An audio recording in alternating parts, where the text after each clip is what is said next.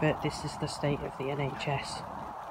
The ambulance is said to be between 2 and 7 hours, and we're now at 4 hours.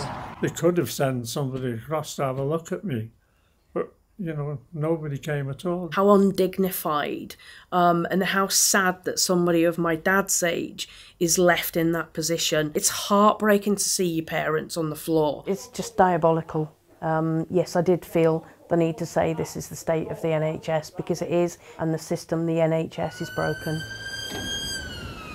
Le système de santé publique britannique, la NHS, vit l'une des crises les plus graves de son histoire en ce moment. Selon une organisation de médecins urgentistes, il y aurait 300 à 500 personnes qui mourraient chaque semaine à cause de ce système en plein effondrement. D'autres chiffres sont particulièrement alarmants. Il y aurait 37 800 personnes qui auraient attendu plus de 12 heures aux urgences en novembre. Et ces derniers jours, une ambulance sur 5 mettait plus d'1 heure avant d'être admise aux urgences. Et nous, on a rencontré ici, au Pays de Galles, Keith. Il a 85 ans, il a un cancer en phase terminale et il s'est cassé la hanche et il a dû attendre près de 7 heures avant d'être pris en charge par une ambulance. C'est des images qui sont devenues virales et qui ont fait frémir toute l'Angleterre.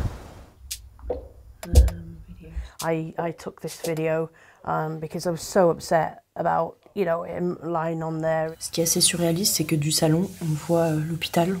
Cet octogénaire a dû attendre 7 heures alors qu'il habite juste en face. And never have I seen such a situation. It's just absolute heartbreaking.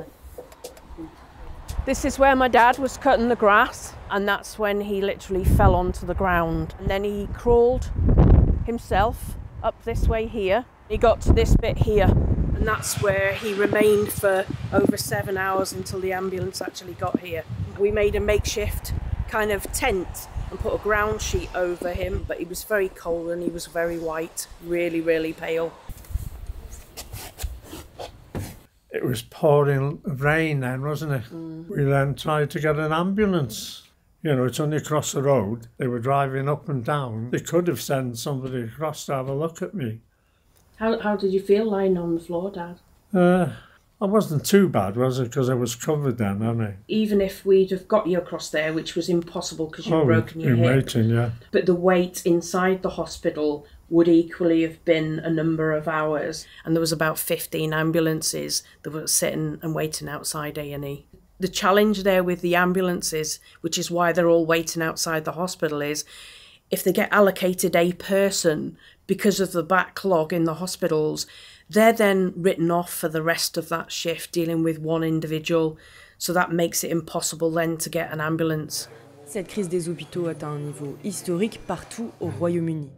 En décembre 2022, 54 500 personnes ont dû attendre plus de 12 heures sur un brancard, alors que ce chiffre n'avait jamais dépassé le millier entre 2011 et 2018. I'm glad that, you know, I was able to keep myself together. You know, for somebody to be panicky, it would have been awful, wouldn't it? You worked in A&E there. You should say something. I know, 26 years. It's really upsetting, actually. It upsets me to think how down it's gone, because it was a fantastic place when it opened. And they've cut beds out of every bay in every ward. So obviously it's going to be blocked. You know, it's going to backlog to A&E. I was in at one time for 19 hours in A&E. It's very frustrating, you know, to see it go so badly down.